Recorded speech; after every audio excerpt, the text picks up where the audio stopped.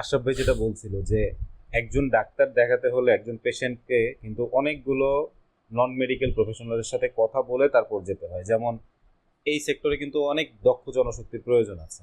একটা পেশেন্ট যখন একটা হাসপাতালে যায় সবার আগে গেটে একজন সিকিউরিটি থাকে। সিকিউরিটি পার করে সে তারপরে কাস্টমার সার্ভিসের কাছে যেয়ে কথা বলে, ডাক্তার সম্পর্কে ইনফরমেশন নেয়। ইনফরমেশন নেওয়ার পরে যে হয়তো সে বিল করে, বিল করার পরে যে ডাক্তারকে দেখায়। ডাক্তার দেখানোর পরে আবার রিপোর্ট ডেলিভারির জন্য টেস্টের জন্য এক জায়গায় যায়, টেস্ট করে, টেস্ট করার পরে আবার রিপোর্ট ডেলিভারির সাথে হয়তো কথা বলে রিপোর্টটা কবে পাবে। তো এই যে একটা প্রসেস, এতগুলো মানুষ প্রয়োজন, আবার এই মানুষগুলোকে আপনার চালনা করার জন্য এইচআর, অ্যাডমিনিস্ট্রেশনস, অপারেশনস কাজ করে। তার মানে এই একজন ডাক্তার দেখানোর জন্য বা একটা হাসপাতালে একজন ডাক্তার দেখানোর আগে একজন পেশেন্টকে কমপক্ষে 5 থেকে 7 জন নন মেডিকেল ব্যাকগ্রাউন্ডের প্রফেশনালের সাথে কথা বলতে হয় বা কাজ করতে হয়। তো এই বিষয়টা নিয়ে আসলেই আমাদের মানে প্রচুর দক্ষ জনশক্তি প্রয়োজন, কিন্তু মানুষের ওরকম হয়তো মানে জানার অভাব বা হয়তো এডুকেশনের একটু গ্যাপ আছে। আমি আপনার সাথে আরেকটা জিনিস অ্যাড করতে চাই, সেটা হচ্ছে আমাদের এই ভুল ইনফরমেশনের কারণে অনেক মানুষ অনেকভাবে ক্ষতিগ্রস্ত হয়। আমি এক্সাম্পল নাইট আনি, তো দেখা যাচ্ছে যে আপনার মাথা ব্যথার জন্য আপনি কোন ডক্টরের কাছে যাবেন, আপনার পেট ব্যথার জন্য কোন ডক্টরের কাছে যাবেন, ভুল ডক্টরের কাছে গেলে তো অনেক ডক্টরই ভালো, ম্যাক্সিমাম ডক্টরই ভালো, দু একজন ডক্টর নিজের মতো করে চিকিৎসা দেওয়ার চেষ্টা করে। ম্যাক্সিমাম ডক্টরই চায় যে এই রোগীটা যাতে সঠিক ট্রিটমেন্ট হয়, তারা প্রপার জায়গাতে পাঠাবে। বাট অল্প কিছু দেখা যাচ্ছে যে তারা ওইভাবে গাইডলাইন হয় না। কিন্তু আপনার নিজের এডুকেশন থাকলে, বা আমি যেহেতু রিলেটেড আছি, তো আমি জানি যে আমার ক্যান্সার হয়েছে, আমার ফ্যামিলি একজনের, আমার কোন জায়গায় যেতে হবে বা কার কাছে যাওয়া দরকার, আমি কিন্তু ইজিলি যেতে পারবো। আর যে না জানে সে এই জায়গায় সেই জায়গায় ওই জায়গায় দৌড়াবে। প্রপার যে জায়গায় ইনফরমেশন পাবে ওই জায়গাতেই যাইতে তার অনেকটা সময় লেগে যায়।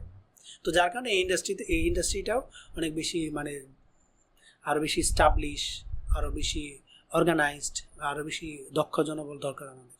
আমি আর কিছু শেয়ার করতে চাই, সেটা হচ্ছে আমাদের একটা প্রবলেম হচ্ছে আশরাফ ভাই যেটা বলছিলেন, যে আমাদের যেটা প্রচলন সেটা হচ্ছে গিয়ে আমাদের কারো যদি রোগ হয় আমরা সবার আগে যাই ডিসপেন্সারিতে।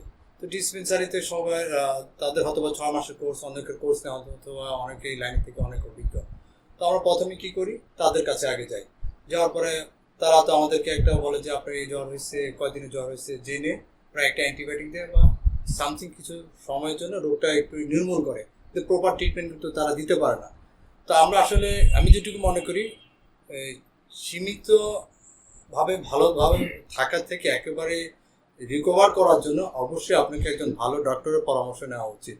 আর রোগকে রোগ মনে করতে হবে এবং সে থেকে উত্তরণের জন্য একজন ভালো ডক্টরের কাছে যেতে হবে। ডক্টর ভালো মানে হচ্ছে গিয়ে যেগুলো ভালো প্রতিষ্ঠানে, যেমন এরকম কর্পোরেট লেভেলে হসপিটালে যাওয়াটা সবচেয়ে বাঞ্ছনীয়। কারণ এই ক্ষেত্রে আমি নিজের ফ্যামিলি থেকে আমার একটা শিক্ষণীয়, প্রস্রাবের রাস্তায় খুব সমস্যা ছিল। তো আমি একটা ডায়াগনস্টিকে প্রথমে গিয়েছিলাম, এইটা দেখে বলতেছে কি যে ওর এখানে পুজ হয়েছে, এটা ঠিক হয়ে যাবে। তারপরে বলছে কে আমি বলছি স্যার মোসোপানি করালে কি ঠিক হবে? কারে এটা যদি মেয়েদের হয় তখন কি করতে লাগবে না, ভালো হয়ে যাবে। পরে ওনার কথা পড়ার পরে আমি চলে গেলাম।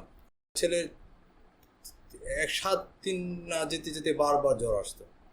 পরে যা হোক, এরপর আমি আমি চলে গেলাম হসপিটালে, ডক্টর মাওলানা স্যারকে দেখালাম। উনি আমাকে একটা আল্ট্রাসাউন্ড করতে বললো, করার পরে সঠিক ডায়াগনোসিস উনি নির্ধারণ করলো যে আমার ছেলের একটা অপারেশন করতে হবে। তো যেটা এই জন্যই বলা যে আসলে আমরা চেষ্টায় কিছু টাকা সেভ করার জন্যে নিজের ক্ষতি আমরা নিজেরাই ডেকে নিই। তো এই জন্যই আমি সকলকে বলবো, তোমার এই অনুষ্ঠানের মাধ্যমে আমরা কোনো রোগকে অবহেলা না করে ভালো একটা কর্পোরেট হসপিটালে যেয়ে নিজের বা আমাদের সমাজে যত মানুষ চেনা পরিচিত আছে তাদেরকে একটা ভালো সার্ভিস দেওয়া এবং ভালো প্রতিষ্ঠানে যে ট্রিটমেন্ট নেওয়া উচিত, এ বলে আমি আমার বক্তব্য শেষ করলাম। Thank you.